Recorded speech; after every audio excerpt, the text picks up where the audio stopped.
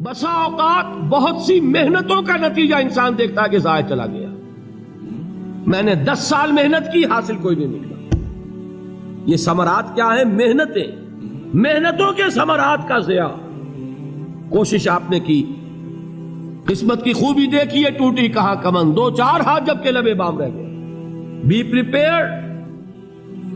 ایک شاعر کے یہ اشعار ہیں، وہ کمیونسٹ تھا، میں نام بھی نہیں لیتا، لیکن یہ کہ یہ اسی انقلابی، چونکہ ان کا بھی ایک انقلابی نظریہ ہے، انقلابی عمل میں یہ سارے مراحل آتے ہیں. کوئی سیٹ بیک آیا، فرض کیجئے کوئی ناکامی ہو گئی، تو اپنے ساتھیوں کو دل بندھانے کے لیے یہ فصل امیدوں کی ہمدم اس بار بھی غارت جائے گی، سب محنت صبحوں شاموں کی اب کے بھی اکارت جائے گی. میرے نبی کے ثمرات کا جو لفظ یہاں آیا ہے، وَنَقْصٍ مِّنَ الْأَمْوَالِ وَالْأَنفُسِ وَالثَّمَرَاتِ، سب محنت صبحوں شاموں کی اب کے بھی اکارت جائے گی. دھرتی کے کونوں کھدروں میں پھر اپنے لہو کی کھاد بھرو، پھر مٹی سینچو اشکوں سے، پھر اگلی رت کی فکر کرو، پھر اگلی رت کی فکر کرو، جب پھر ایک بار اجڑنا ہے. ایک فصل پکی تو بھر پایا، تب تک تو یہی کچھ کرنا ہے. ایک مقصد ہے سامنے، انقلاب برپا کرنا ہے. ایک کوشش ناکام ہو جائے کوئی پرواہ نہیں، نیکسٹ. پھر تیار رہو ناکامی کے لیے. ایسا نہ ہو جو انگریزی میں کہتے ہیں hope for the best but be prepared for the worst. ایسا نہ ہو کہ دوسری مرتبہ ناکام ہو کے بددل ہو جاؤ، تمہاری ہمتیں جواب دے جائیں. نہیں، پہلے سے تیار رہو کہ دوسری مرتبہ بھی ناکامی آئے تو آئے، لیکن جب تک کہ کامیابی حاصل نہیں ہوتی ہمیں یہ کام کیے چلے جائیں. دیکھیے سیرت میں آیا کہ نہیں یہ واقعہ. بدر میں مسلمانوں کو فتح ہوئی تو احد میں زک پہنچی کہ نہیں؟ 70 صحابہ شہید ہوئے کہ نہیں؟ اگر ان کی ہمتیں جواب دے جاتی تو گاڑی کیسے چلتی آگے؟ تو فرمایا وَلَنَبْلُوَنَّكُمْ بِشَيْءٍ مِّنَ الْخَوْفِ وَالْجُوعِ وَنَقْصٍ مِّنَ الْأَمْوَالِ وَالْأَنفُسِ وَالثَّمَرَاتِ.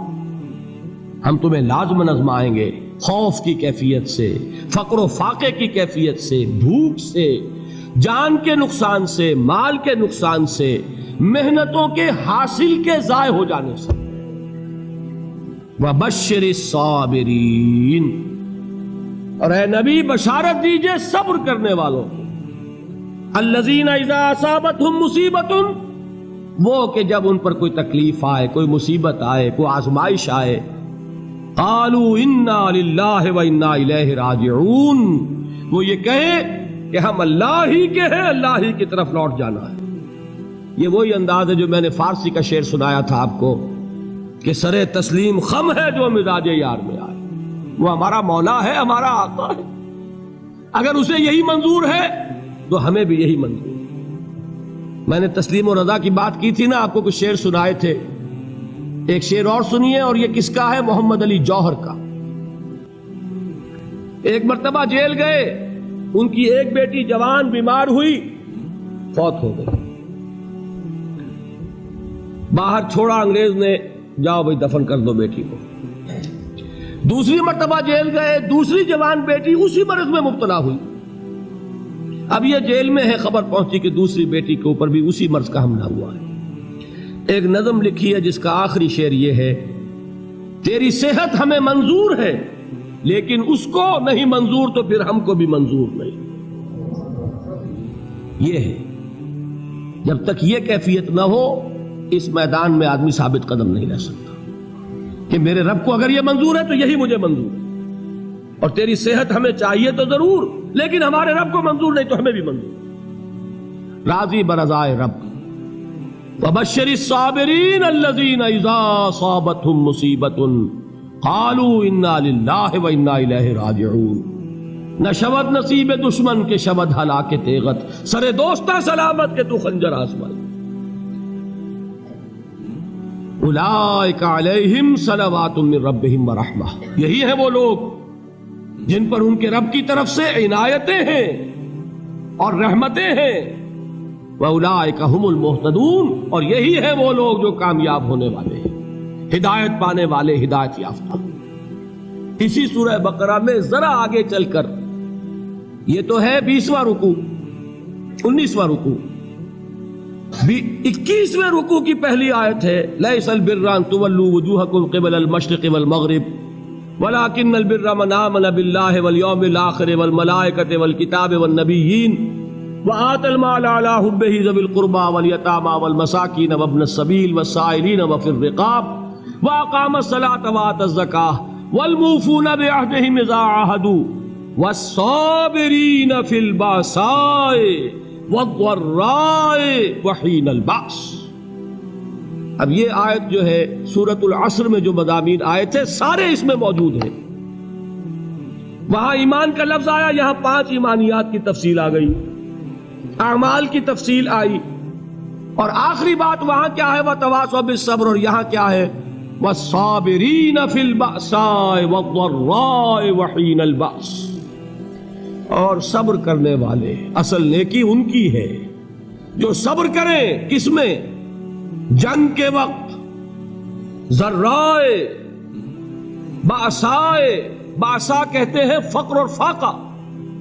واحد آئے گا باس تو اس کے معنی جنگ، اور باسا جمع میں آئے گا تو فاقہ فقر بھوک، اور ذرائے جسمانی تکلیف ضرر، جسمانی تکلیفوں میں صبر کرنے والے، فقر اور فاقے میں صبر کرنے والے، اور جنگ کے وقت صبر کرنے والے.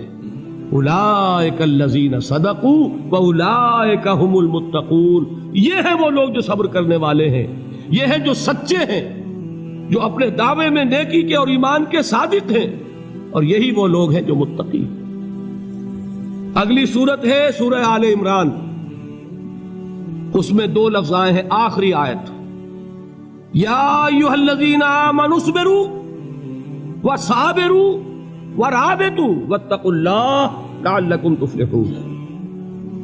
دیکھیے یہاں صبر اور صابر جو تعلق جہد اور جہاد کا ہے وہی ہے صبر اور مصابرت.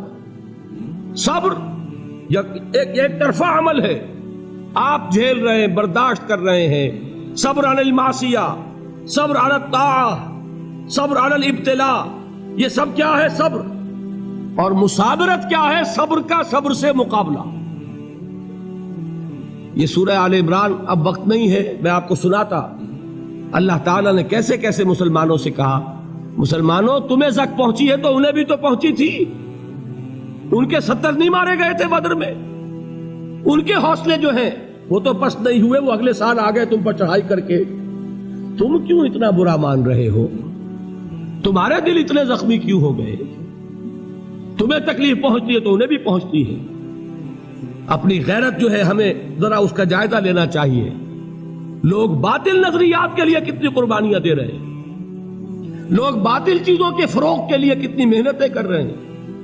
جیسا کہ میں نے ابھی کہا تھا، اسی غیرت کو چیلنج کرنے کے لیے، ذرا آپ کی حمیت دینی کو جوش دلانے کے لیے. قادیانی نوجوان کتنی تعداد میں اپنے آپ کو دین کے لیے وقف کرتا ہے، اور آپ کتنے نوجوان ہیں جو اپنے آپ کو دین کے لیے وقف کرتے ہیں، اور ہوں وہ کھاتے پیتے گھرانوں کے لوگ. یہ نہیں ہے کہ اگر کوئی اور کام نہیں کر سکتا تو پھر یہ ہے کہ وہ دین کے کام میں لگ جائے. باصلاحیت لوگ، کھاتے پیتے لوگ، ذہنی استعداد رکھنے والے لوگ، اونچے گھرانوں کے لوگ، وہ وقف کریں اپنے آپ کو دین کے لیے. اس کے بغیر کیسے باہر آ جائے گی، کیسے رونق آ جائے گی؟ تو دنیا میں باطل نظریات والے جو ہیں، یہ بات کہی گئی ہے، مسلمانوں تم اگر توحید کے لیے لڑ رہے ہو، دیکھتے نہیں ابو جہل کو، اس نے گردن کٹوائی ہے شرک کے لیے، شرک کے لیے گردن کٹوائے، اور تم توحید کے لیے گردن کٹوانے کو تیار نہ ہو. اس نے گردن کٹوائی کہ نہیں کٹوائی؟ اور کس طرح کٹوائی ہے؟ کیونکہ بڑا متکبر قسم کا، فرعون قسم کا شخص تھا. جب گردن کاٹنے لگے تو کہتا ہے ذرا نیچے سے کاٹنا، تاکہ جب تم نیزے کے اوپر چڑھاؤ میرے سر کو تو اونچا نظر آئے، معلوم ہو سردار کا سر. وہ بدبخت مرتے ہوئے بھی جو اس کی کیفیت تھی نا، اس کو ذہن میں رکھیے. تو یہ اس لوگوں نے قربانیاں دی، جانیں دی.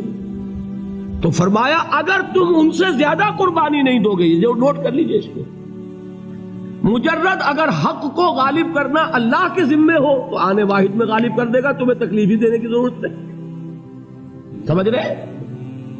کیا اللہ کے مقابلے میں کوئی باطل کی طاقت ٹھہر سکتی ہے؟ یہ تمہارے ایمان کا امتحان ہے، یہ تمہارے خلوص کی آزمائش ہے، یہ تمہارے امتحان کا ثبوت درکار ہے کہ اللہ تعالیٰ دیکھنا چاہتا ہے تم اس کے لیے اپنی جانیں قربان کرنے کو تیار ہو کہ نہیں، تم اس کے لیے تن من دھن لگانے کو تیار ہو کہ نہیں۔